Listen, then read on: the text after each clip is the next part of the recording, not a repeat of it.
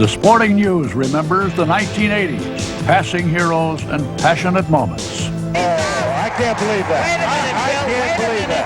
They did that to Thurman Munson in Minnesota. Fred is upset, and I can't believe that,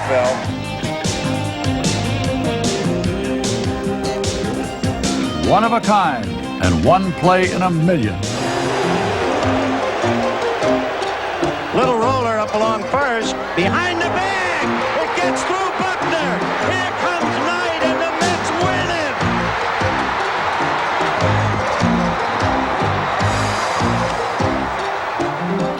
Heavy hitters. And a heart-stopping finale. Gibson swings and a fly ball to deep right field. This is going to be a home run. Unbelievable! A home run for Gibson. And the Dodgers have won the game 5-4. I don't believe what I just saw. I don't believe what I just saw. The new generation. And the news that brought down a legend. Mr. Rose has accepted baseball's ultimate sanction, which is lifetime ineligibility. The last chapter for a Philadelphia slugger. The 3-0 pitch. Swing and long drive. There it is. Number 500. The career 500th home run for Michael Jack Schmidt. Major League Baseball Productions presents Baseball in the 80s. A panoramic look back at a decade of unparalleled popularity, prosperity, and postseason drama. Records that seemed unbreakable finally fell, and players who seemed invincible finally said goodbye. In some cases, baseball wasn't just about baseball anymore, not when it came to the decade's more compelling issues. The 1981 strike gave the decade a chilling start. On June 11th, in the first of two walkouts in the 80s, the players began a strike that lasted 50 days. It centered around compensation for free agents, and it marked the darkest episode of Commissioner Bowie Kuhn's 15-year tenure.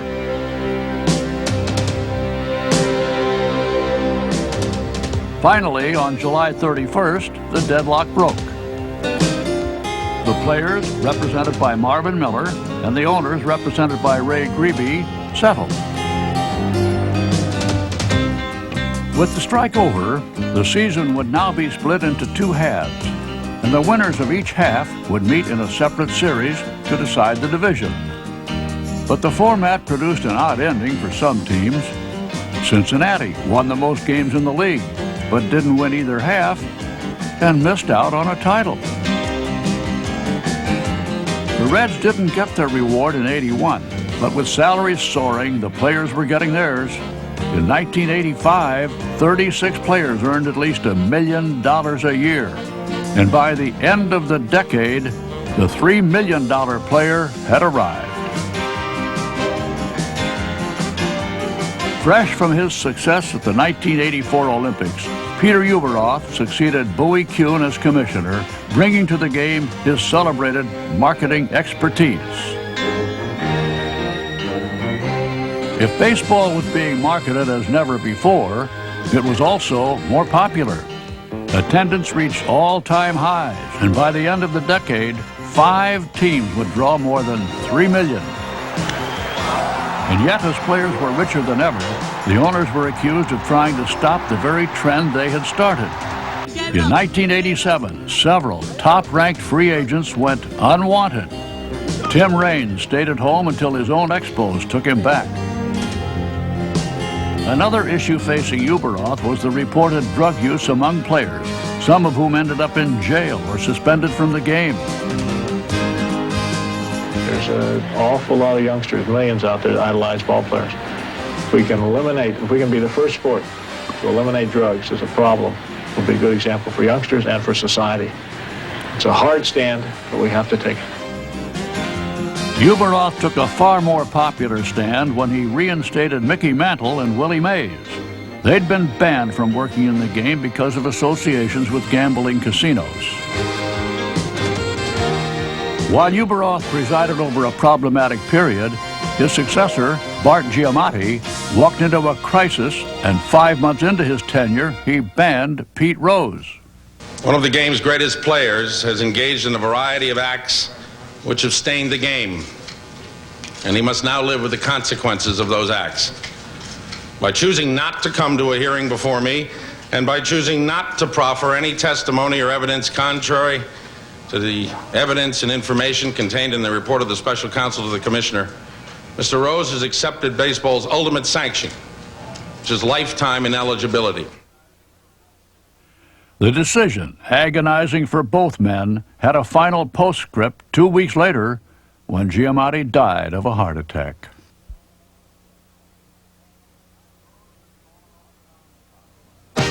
Rose had fallen off the mountaintop, but 9 years earlier he marched into the decade triumphantly. His new team, the Phillies, won the World Series, and Rose was on his way to immortality.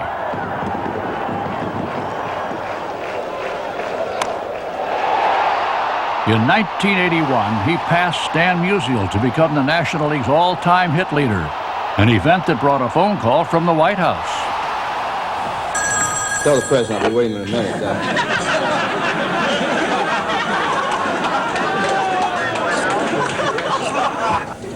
Hello, Mr. Rose? Yes, sir. Mr. President's on. Go ahead, please. Hello? Yes, sir. Hello, Mr. Rose. 1 moment, please. Hello? 1 moment, sir. Maybe the operators went on strike. Good thing there ain't a missile on the way.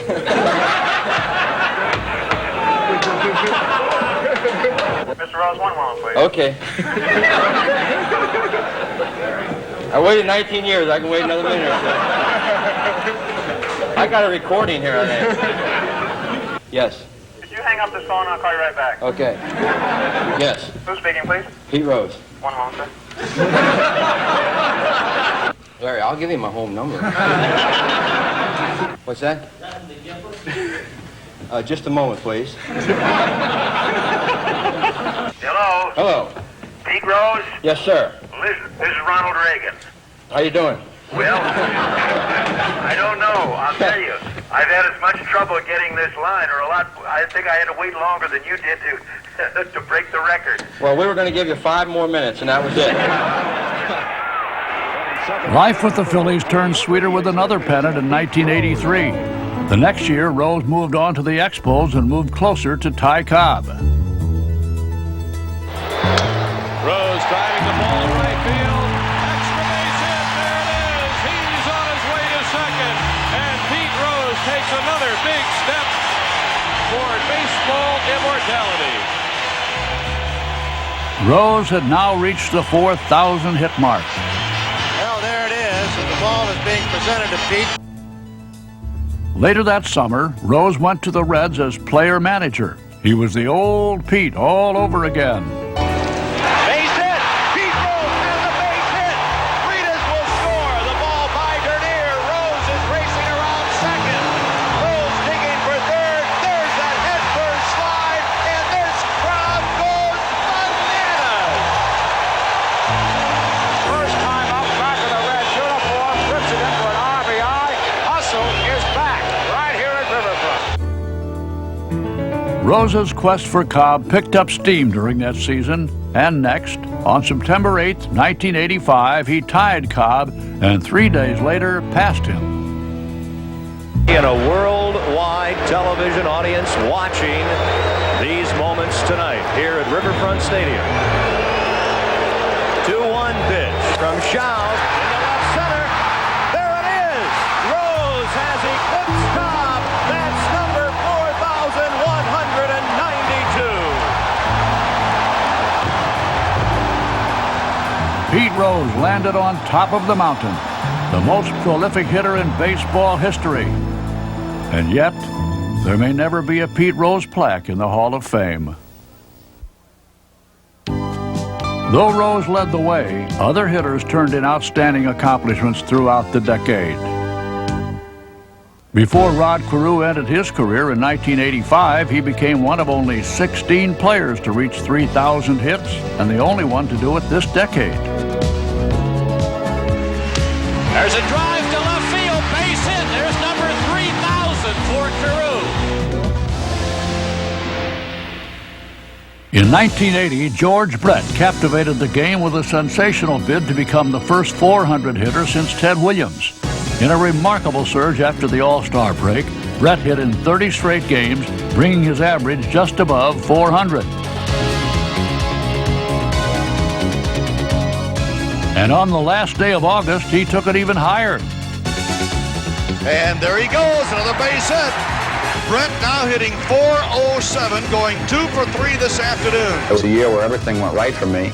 The one thing I remember was how the whole country, all the baseball fans throughout the league were pulling for me. If we were in California and we were playing the Angels and the game was close, people still cheered for me when I came up to bat because they wanted to see me get a hit and enhance my chances of hitting 400. I didn't do it. I felt like I let a lot of people down, but it was a lot of fun. Brett wound up at 390, 5 hits from 400. Wade Boggs hasn't hit that high, but he dominated the decade with a .352 average and 5 batting titles. And in 1989, he extended his own record streak when he collected 200 hits for the 7th consecutive time.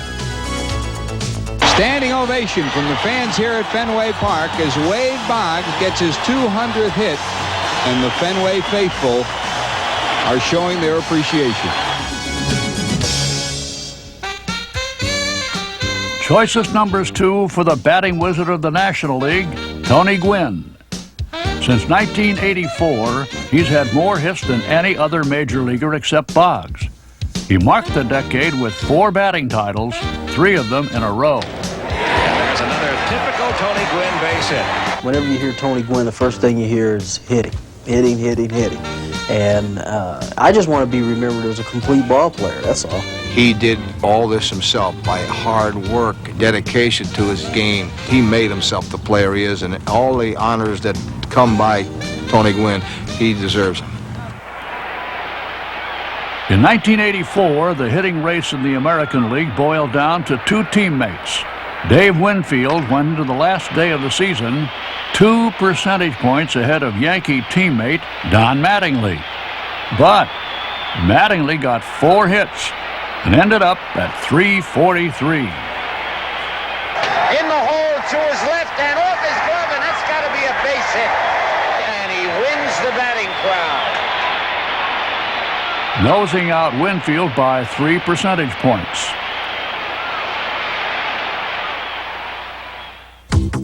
Bob Horner's hitting stroke was in rare form on July 6, 1986. At home in Atlanta, he doused Expo pitchers with a shower of power that produced a record-tying 4 home runs. Reardon delivers. There's a fly ball, deep left center field. Right looking up. He did it! Bob Horner has become the 11th player in baseball history to hit 4 homers in one game. Home run power reached an all-time high in 1987. The ball was jumping out of ballparks as never before, and hitters of all sizes were getting into the swing. Home run, Rafael Santana. Well, not only is he hitting the ball with more authority, I guess you have to file that away in the rabbit ball category as well. The numbers were astounding. 28 players hit at least 30 home runs. The 2 top sluggers hit 49. American League Rookie of the Year Mark McGwire and National League Most Valuable Player Andre Dawson.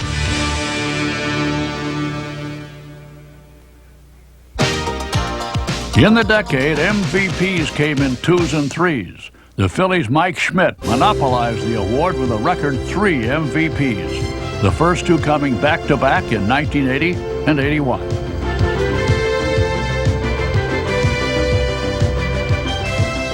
Dale Murphy followed with consecutive honors. His second in 1983 when he made the 30 home run, 30 stolen base club, and was in the midst of a streak in which he played 740 straight games. As a shortstop, Robin Yount earned the American League MVP in 1982, and 7 years later captured the honor again, this time as an outfielder. The American League's 1988 MVP had a 2-fold plan for success: hit and run. And yet, as Jose Canseco headed for the 40-40 club, he was the last to know he'd be the first to do it. Basically, I thought if I just stay consistent, use my ability, and didn't go into any slumps, that I can make the 40-40 club. What I didn't realize is that there are no members in the 40-40 club, so I sort of just laughed at that. He's leaning a little bit right now. He's running. There's the throw. Number 40. Jose Canseco, the first man ever in big league history to do it. And now he's getting a standing ovation from his teammates on the top of the dugout step.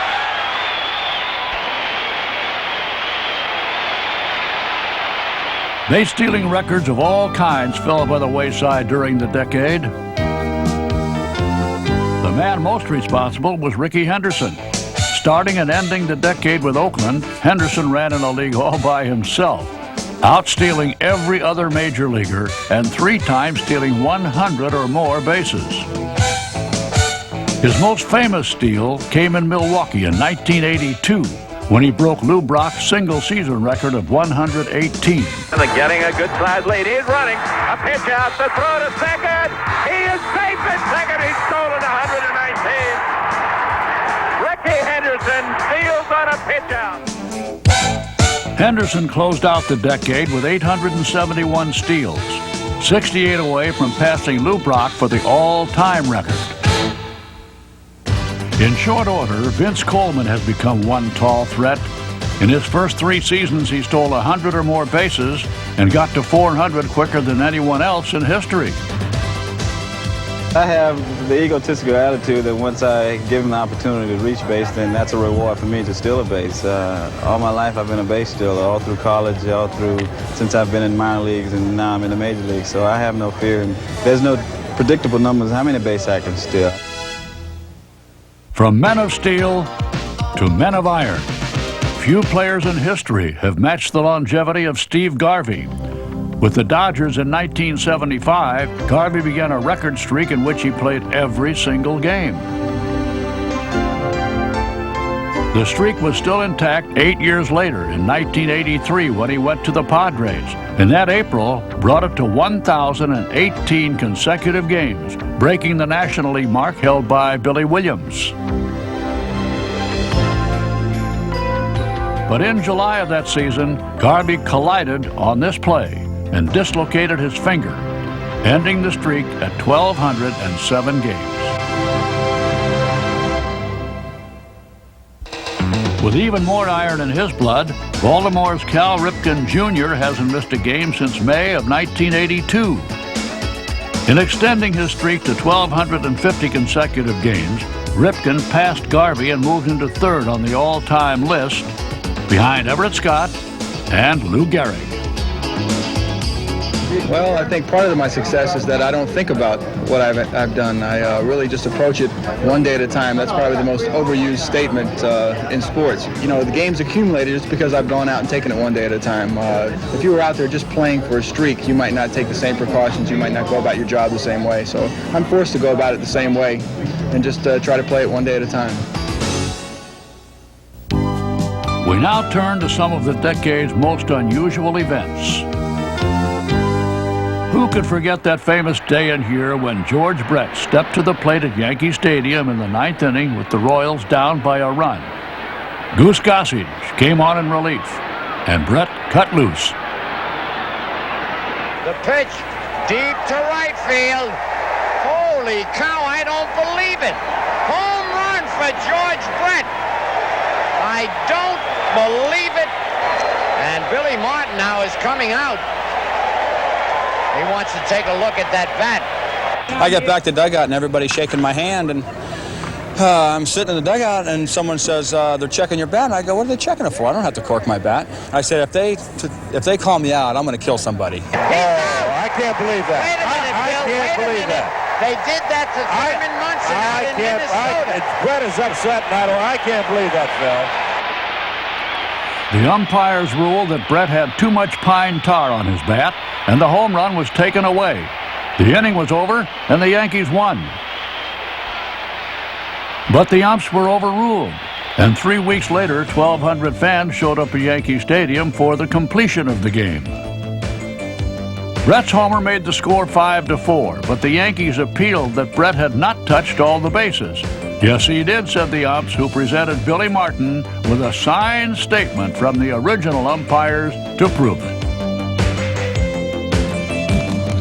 The Yankees were out of luck, and the game resumed, and in 4 minutes it was over. Kansas City winning 5-4. In 1981, about 20 fans at a Pawtucket-Rochester game hung on for 32 innings and more than 8 hours until 4 a.m. when the tie game was halted. 2 months later, the longest game in professional history was completed in a swirl of commotion. The totals, 33 innings, more than 800 pitches, and the score, Pawtucket 3, Rochester 2. In 1987, Paul Molitor chalked up the longest hitting streak of the decade, 39 consecutive games, and the longest since Pete Rose. The pitch to Molly. A swing and a base hit to right. 39 straight for Molitor. Frank Robinson's Orioles endured a painfully embarrassing streak when they started the 1988 season with 21 consecutive losses. No team in the American League has ever lost more consecutively than the Baltimore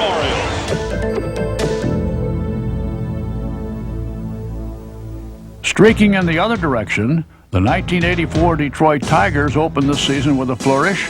They posted the best start in history, going 31-5, and then ran off with the division. As phenomenal as the Tigers were, so was the wave. Before the decade was out, the fad spread to every major league ballpark, until finally the tide went out. Joel Youngblood made his mark on the decade in 1982. Playing for the Mets, Youngblood singled in 2 runs. The same day he was traded to the Expos and put in the lineup that night. In his one and only time up, he singled for a day's total of 2 hits with 2 different teams in 2 different cities. Travels with Billy Martin were never dull. When he won the division with Oakland in '81, he showed up in the strangest places. A reserve seat, please. Right. Oh. And I suppose you came out here just to sit in your hands. No. Okay. Armison's up 3-1. Let's hear it. Hey, go, Tony. Come on, talk it up. Out of the way, Tony. Let's hear some chatter. Way to watch him, Tony. Come on. This guy's got nothing, Tony. Make him pitch to you. That's not an arm. Okay. That's a noodle. Okay. That's a... We'll give you a tryout. Billy Ball. It's a different brand of baseball. But the baseball Billy Martin loved most was Yankee baseball. Again and again. There'll be no phone calls in the dugout? What do you mean? That is not, that's not right. I'm handling the trades. That isn't the way we say it, I have the George. right to call you in the dugout anytime That's not I the way want. it's going to be, George. Well, you're damn right it is, and if you don't like it, you're fired. You haven't hired me yet. In 1988, after 74 years of day baseball, Wrigley Field got lights. It was an occasion to rival any other baseball event. But the game was rained out in the 4th inning, and the inaugural was delayed until the next night, August 9th. The rain stopped, and the Cubs beat the Mets in the first official night game at Wrigley Field.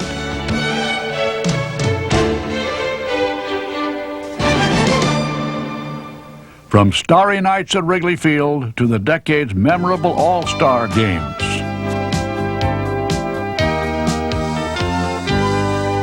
On August 9, 1981, with the strike over, Cleveland's Municipal Stadium welcomed back baseball with the All-Star Game. Before a record crowd of 72,000, the biggest explosion came from Gary Carter. He faces Gary Carter. First pitch straight away center field. Winfield going back, near the wall, back, leaps, and get it! Gary Carter has his 2nd home run of the night. Carter's legs may have been rusty, but his 2 homers led the National League to its 10th consecutive win. At Comiskey Park in 1983, the All-Star Game's 50th anniversary was a slugfest that featured a first from California's Fred Lynn. And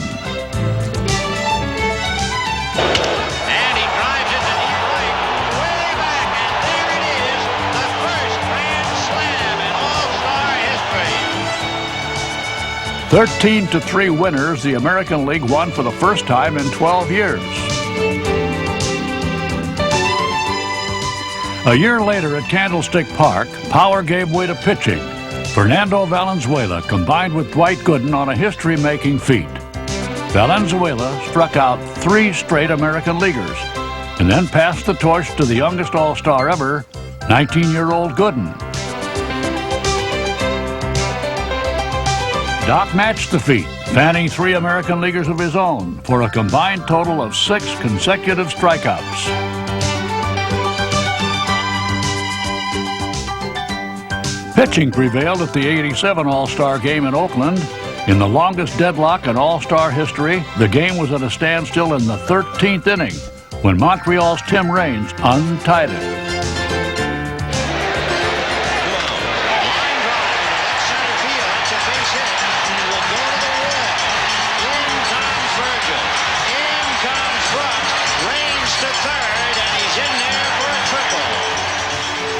And in extra innings, the National League made it 8 straight.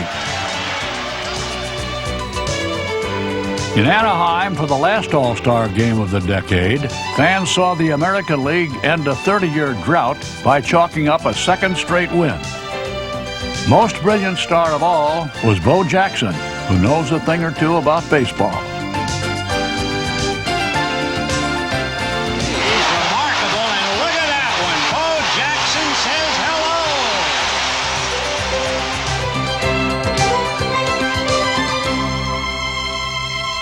From all-star moments to the all-out strangest and wackiest moments of the decade.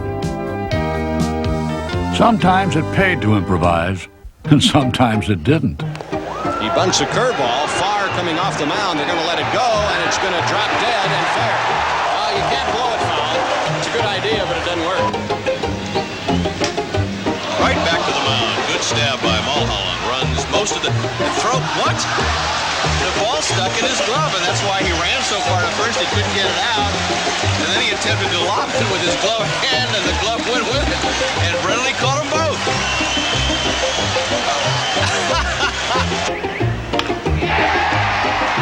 Base hit right field, but they're going to have to hold Jeltz at third. Oh, now the ball gets away from O'Neill. He kicks it to Benzinger. No, I do not believe it.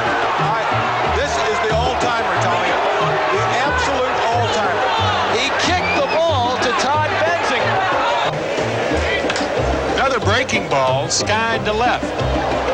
And this ball is going to, it hit a bird. You believe that? I've never seen that.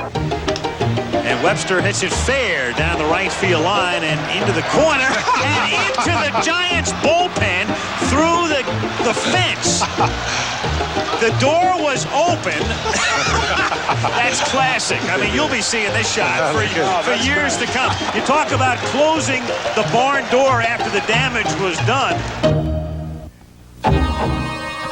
From human tampering to divine intervention, the decade was not without its natural disasters. In some instances, the weather did not permit anything. And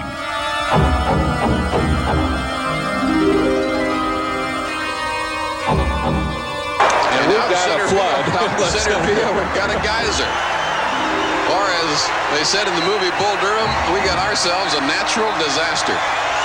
Wow. It's like a mini tornado out there. Well, you never know what you're going to see. No one saw anything at Toronto's Exhibition Stadium when the fog rolled in one afternoon. And it might be an inside-the-park home run. It will be. Well, this turned into a fiasco now. One rain delay in Boston brought out an impromptu impersonation from Rick Dempsey.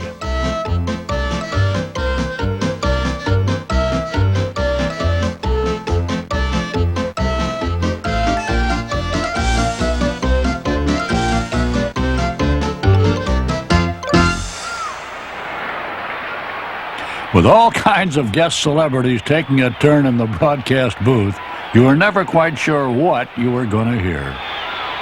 There's a long drive to deep left field. He has a chance. Ursula get the ball, and he makes a spectacular catch.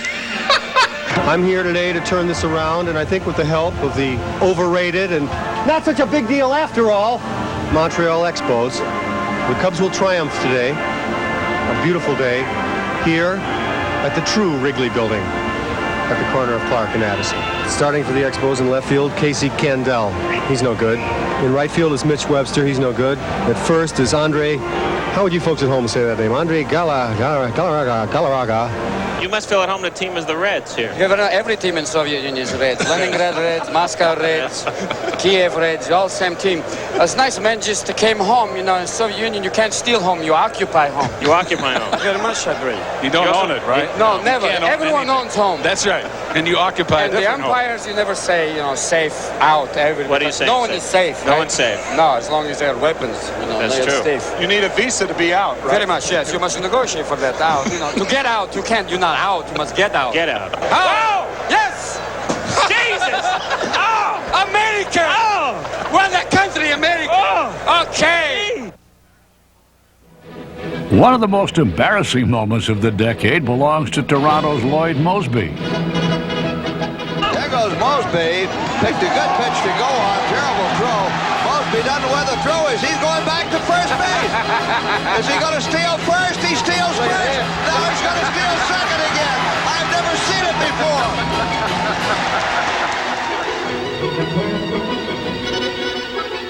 We now leave the artless base runner for the sublime art of pitching.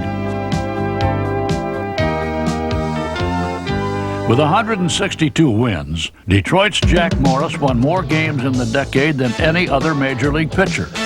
And in 1984, in between two 20-win seasons, Morris no-hit the White Sox. Got him swinging, and he has his no-hitter. It was the first no-hitter by a Tiger in 26 years. Consistency was also the mark of Fernando Valenzuela. Coming up with the Dodgers in 1981, he had style and substance and immediate success. He became the first to win Rookie of the Year and the Cy Young Award the same season. And until he hurt his shoulder in 1988, Fernando did not miss a start for 7.5 seasons. No pitcher ended the decade more gloriously than Dave Stewart. He was MVP of the 1989 World Series, capping off a 3-season total of 62 wins. All that after bouncing from team to team, searching for consistency.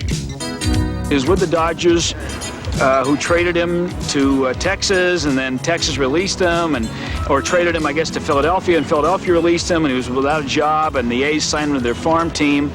And for whatever reason, whether it's just maturing or developing a new pitch, he came here and he started pitching well from the get-go. After coming up with the forkball, Stewart went on a roll and won 20 games 3 years in a row.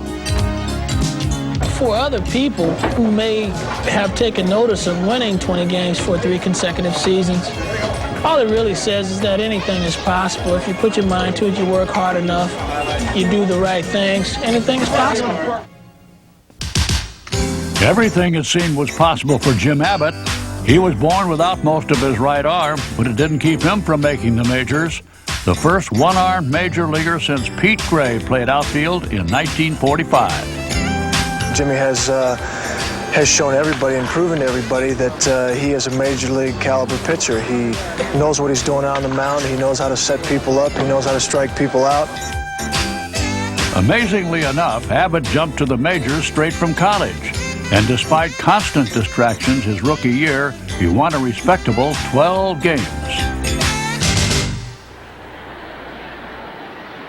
Orel Hershiser gained all new respect with his 1988 record-setting feat. At San Diego's Jack Murphy Stadium in September, Hershiser broke Don Drysdale's unbreakable scoreless inning record. Once I got into the 5th or 6th inning in San Diego, the the momentum and the atmosphere and the enthusiasm of the crowd really started to build. It came to the point like there was a no-hitter being pitched and nobody wanted to leave their seat to go get a hot dog or something to drink. And so I just wanted to get to that point in the game. I thought that would be really exciting. And then to break it was unbelievable. On top of everything else, this was Hershiser's last game of the season. And in a game that Dodgers would eventually lose, he had to pitch 10 innings to break the record.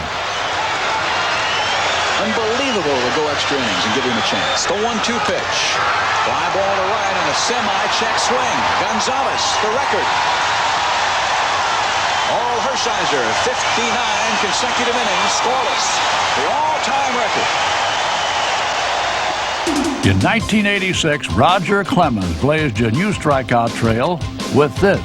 The crowd again on its feet at Fenway Park in Boston as Roger Clemens checks in with Gedman and reads the sign. Here's the right-hander's windup. Here's the pitch. Strike three! Roger Clemens has broken the Major League record. 4 strikeouts in one game. He has struck out 20.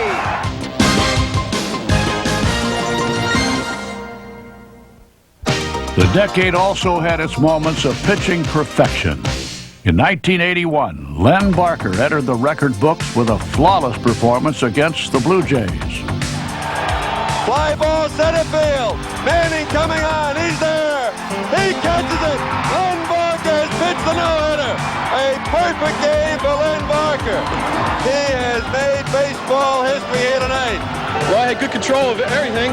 I was throwing mainly fastballs and curveballs and threw a lot of curveballs. And after a while, they were swinging at everything. Mike Witt was perfect on the last day of the 1984 season. Bouncing ball to second. He's got to do it. A perfect game for Mike Witt. Mike Witt pitches a perfect game for California. 4 years later, in 1988, Cincinnati's Tom Browning punctuated a brilliant season with this gem against the Dodgers. He is ready for the 2-2 to Woodson, and here it comes. And it is swung out and missed. And Tom Browning has pitched a perfect game. 27 outs in a row, and he is being mobbed by his teammates on this Friday night, September the 16th, 1988. Mike Scott had a date with history in 1986 when he clinched the Astros division flag with a no-hitter. Swing and a bouncer. This could be it. Davis runs to the bag. Game is over. No-hitter. Astros win the championship. What a way to do it. That year, Joe Cowley escaped a world of trouble to make history. Ground ball to short. Could be 2. Cowley has a no-hitter. Joe Cowley has pitched a no-hitter. It wasn't exactly smooth going. Cowley walked 7 and gave up a run. No pitcher had tougher luck than Dave Stieb. In 1988, twice in a row, he came within 1 strike of a no-hitter. A swing and a bouncer to second. Big hop over the head of Lee into right center. It took a bad hop. It went over Manny Lee's head into right center for a base hit. 6 days later, he lost it on a bloop single. If that wasn't hard enough to take, Steve missed out again in 1989. This time he retired 26 Yankees in a row before getting burned by Roberto Kelly. 1 out from a perfect game. Holy cow, he broke it up with 2 outs, and he's going for second. He's going to make it. I don't believe it. Unbelievable. Now, shades of glory for the new 300-game winners. Tom Seaver made his mark with the Mets, winning 3 Cy Young Awards. In 1985, he came to Yankee Stadium to notch his 300th win. Long gone from the Mets, but a New York hero still. And it's a high fly ball. It should be playable. Nichols is moving moving over. Nichols is there. The ball game is over. Seaver has won 300. He has become the 17th man in the history of baseball to win 300 games.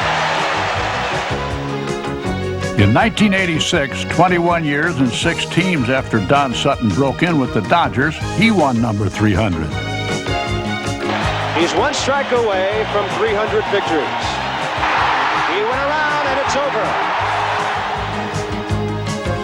What Gaylord Perry threw was anybody's guess, but in playing with 8 different teams, he got results.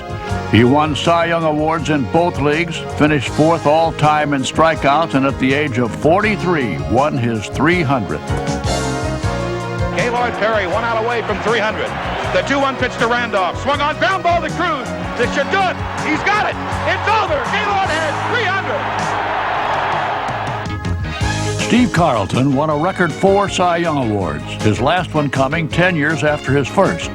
It was in this game against his former Cardinals in 1984 that Lefty won his 300th just before turning 40. Phil Niekro signed on to the 300 Victory Club on the last day of the 1987 season. Still knuckling at the age of 46, Niekro became the oldest pitcher to do it. That's it!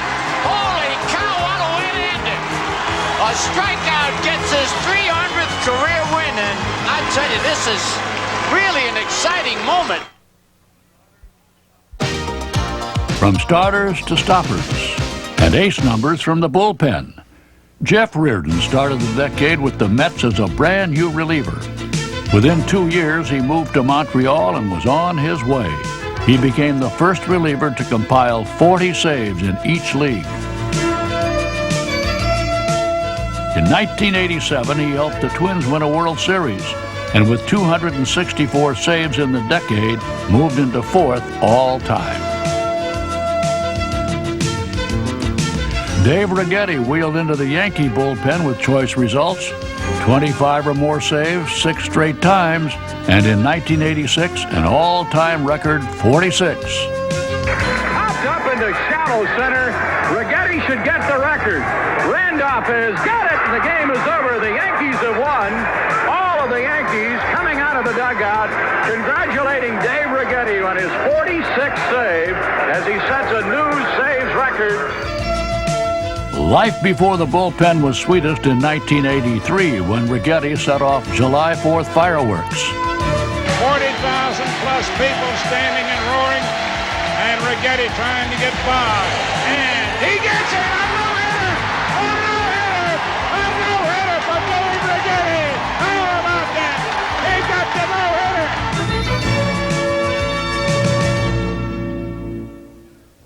No pitcher has thrown more no-hitters than Nolan Ryan. With this one in 1981, he blew past Sandy Koufax. Trying to get another one today, and he has Baker standing in his way. 2 balls and no strikes to Baker, and a ground ball to third. He has got it, Art. How? He got it! Nolan Ryan! No-hitter number 5. The first man ever to pitch 5 career no-hitters. 4 years later, Ryan became baseball's all-time strikeout king when he reached number 4,000. One more would be 4,000. This crowd is getting up all the way around. They want it now. 4,000! But nowhere near the end for the phenomenal pitcher who was throwing as hard at the age of 42 as he was at 22. No doubt your legs play a big role in pitching, and if you have a leg problem, then just, well, you have an arm problem because you can't pitch without your legs being strong. Whatever the method, Ryan kept firing away, and on August 22nd, 1989, reached the unreachable. This is the 3rd full count in a row for Ryan. Here's the payoff pitch. He struck him out swinging. Strikeout number 5,000 is history for Nolan Ryan. Consider now plays of solid gold. Talk of defense usually begins with the Wizard of Oz, Ozzie Smith. With 10 gold gloves in the decade, Ozzie kept the ground around short pretty well covered.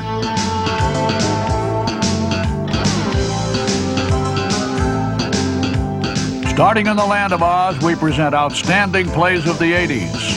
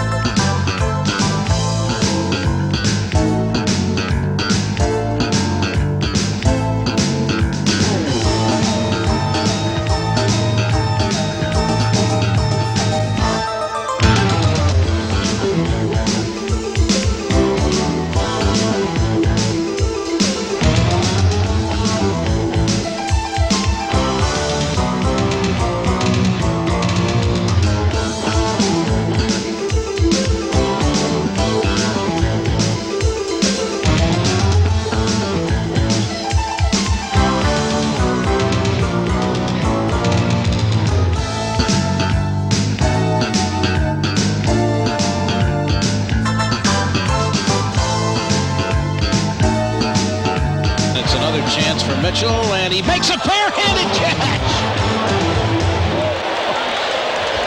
In my entire life, I've never seen that happen. From the decade's greatest plays to greatest playoff and World Series endings.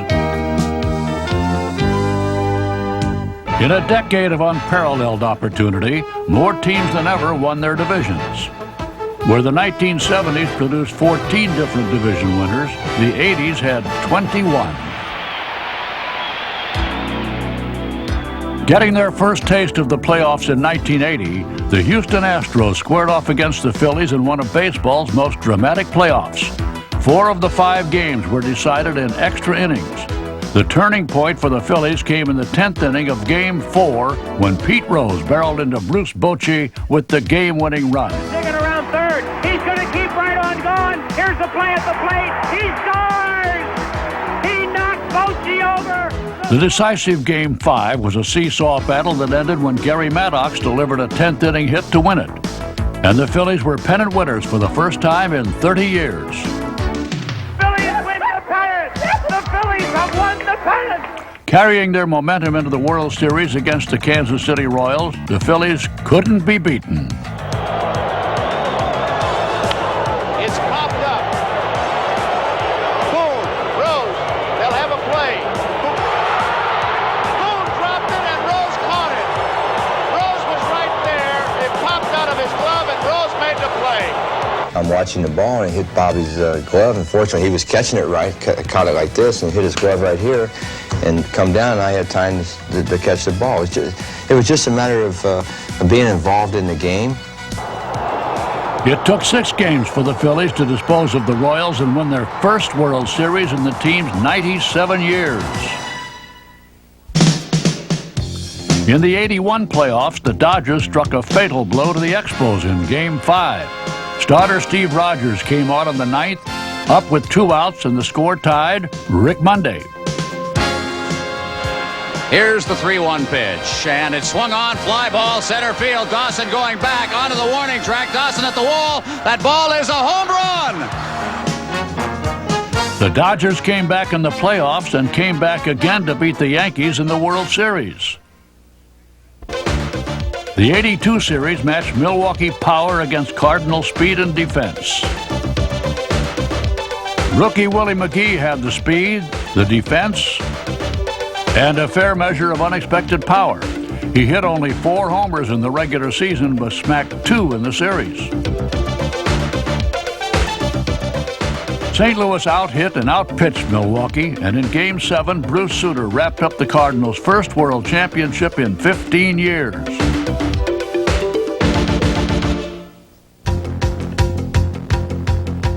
In 1984, the Cubs made the most of their first postseason series in 4 decades.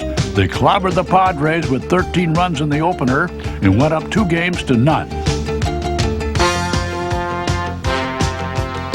San Diego came back with a win, but the series took a sudden about-face in Game 4 with a bottom-of-the-ninth blast from Steve Garvey. Deep right field, way back, Cutter going back to the wall. It's gone!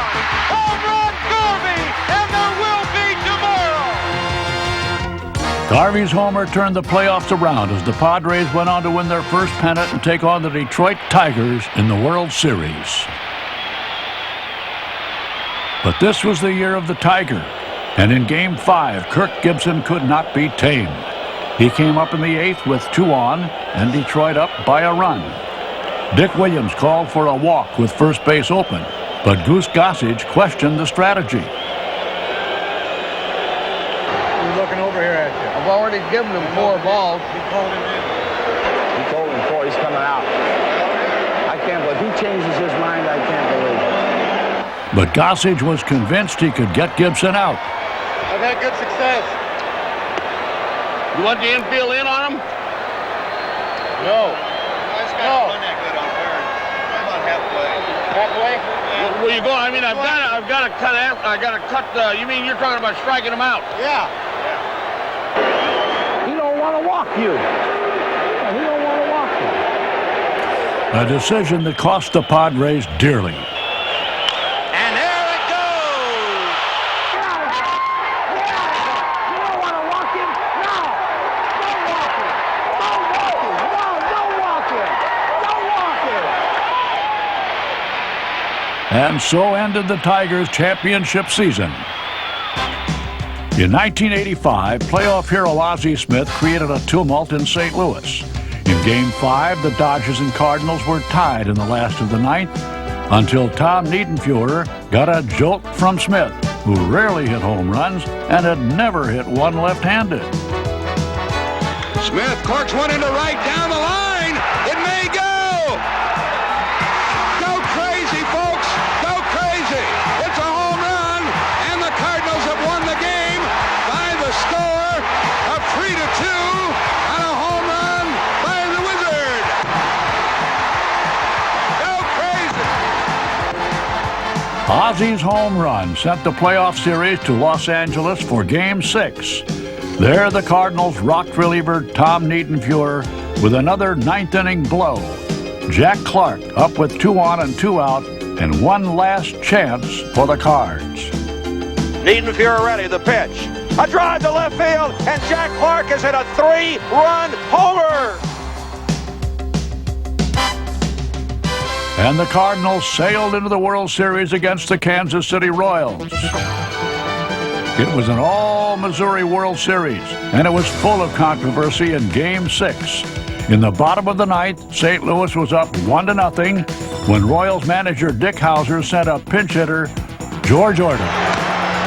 Little squibber to the right side. Worrell races over to cover. The throw doesn't get him. To the outrage of the Cardinals, umpire Don Denkinger called Orta safe, and the Royals were still alive. Moments later, Dane Orge came off the bench with the bases loaded and brought down the house. And that's a looper hitting the right field for a base hit. Here comes Sunburn. Here's the throw. He scores. We go to a 7. A miracle finish for the Royals. They won Game 7 and were world champs for the first time. In 1986, there was nothing but drama. The Mets and Astros capped their playoff series with a 16-inning thriller in Houston. The Astros took a 3-0 lead into the 9th when the Mets rallied to tie it. In the 14th, New York took the lead, but lost it moments later. Payoff delivery at a high fly, deep to left, down the line. It may go foul, waiting. It hits the screen. High ball game, home run. On and on it went. In the 16th inning, the Mets scored 3 runs. The Astros came back with 2 in their half of the inning, but finally ran out of steam. Swing and a miss. Struck him out. The Mets have won it. They're in the World Series. A rival drama was being played out in Anaheim, where the Angels went into the 9th up 5-2, and the pennant all but theirs. The Red Sox cut the lead to 1. Donnie Moore came on with 2 outs and 2 on, and Dave Henderson up. The count went to 2-2, and then 1 strike away from elimination. Pitch. There's a fly ball to left field. Downing is going back. It's gone.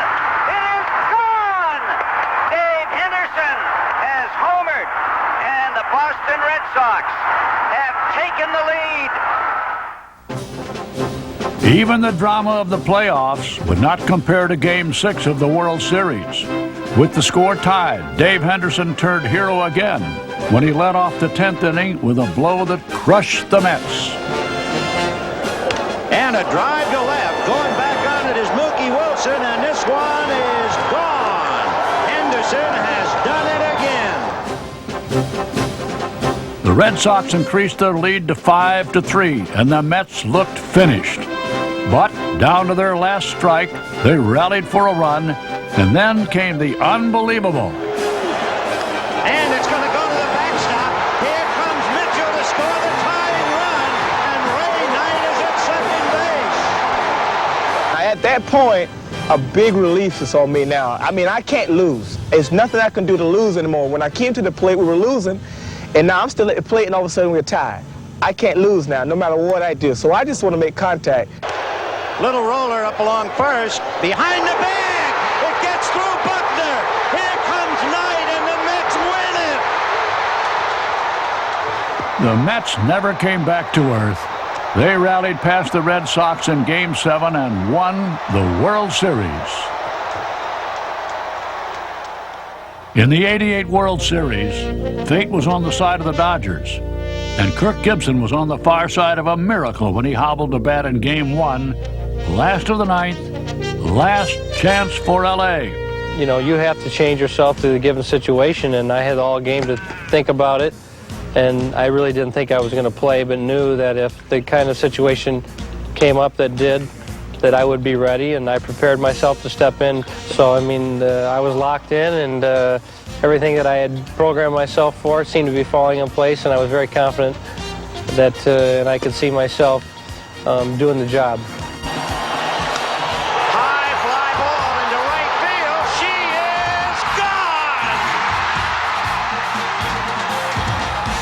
Gibson's home run lifted the Dodgers to a most improbable win and set the tone for the next 4 games as L.A. went from underdog to champion.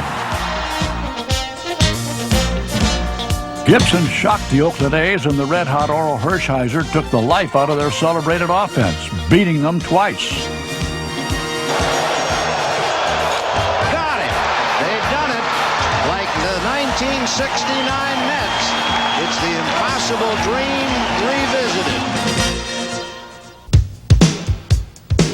In the '89 playoffs, the Giants' Will Clark was a haunting sight to the Cubs. In Game 1, he killed them with clout, a grand slam homer. Then in the decisive Game 5, he shortened his stroke and unlocked a 1-1 eighth-inning tie. Line drive, base hit. In comes one. In comes Butler. Going to third is Thompson. 3-1, San Francisco. Moments later, the Giants won the pennant. The 1989 Oakland A's had a surefire method for beating the Blue Jays: let Ricky run. In the 5 games, Ricky Henderson stole a record 8 bases, scored 8 runs, and beat the Blue Jays with power. Mosby going back, looking up, out of here and into the black seats. About a 430-foot shot to dead center field. And the A's rolled on to meet the Giants in the much ballyhooed Bay Area World Series. The Bay Bridge divided San Francisco and Oakland and came to symbolize the World Series, which was full of great expectation. But the A's were full of power and pitching, and Dave Stewart was invincible, beating the Giants twice. And in redeeming their '88 performance against the Dodgers, the A's swept the Giants.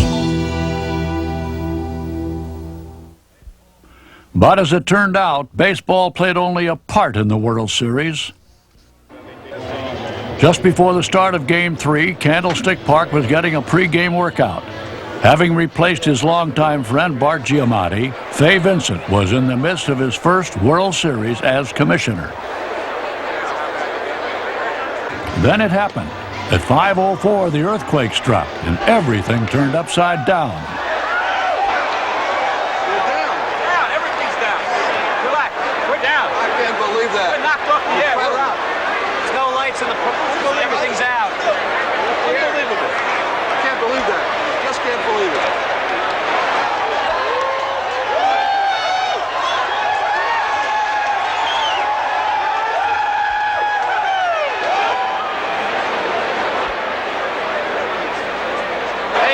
trying to shake us up. All right, Lord, I heard you. 6.9. 6.9. That's a major Bay Bridge collapse. Then we saw the pipes inside here shut. Then the lights and TV went off. We knew something was wrong. After all, we're in California, and the famous one of all time was here in 1906. Outside the ballpark, the quake left a trail of destruction. Besides the Bay Bridge, there was a fire in San Francisco's residential marina district and a mile-long collapse of Interstate 80. Playing baseball was out of the question. Ladies and gentlemen, we are postponing the game because there is no power in the stadium. We would like you to leave in an orderly way. I don't believe there's any great danger, but we have no idea when the power is going to be on, and we have to get people out of here before it gets dark.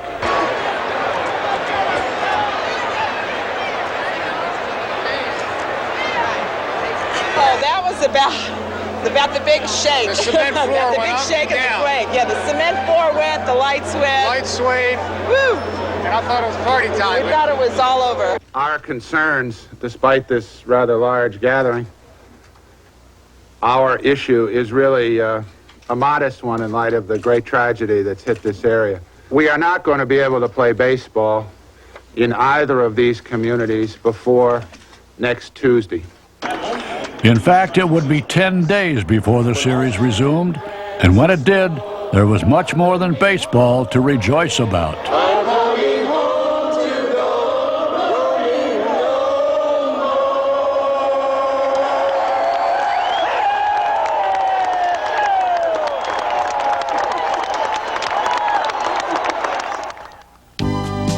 Now, a salute to the Sporting News Player of the Decade.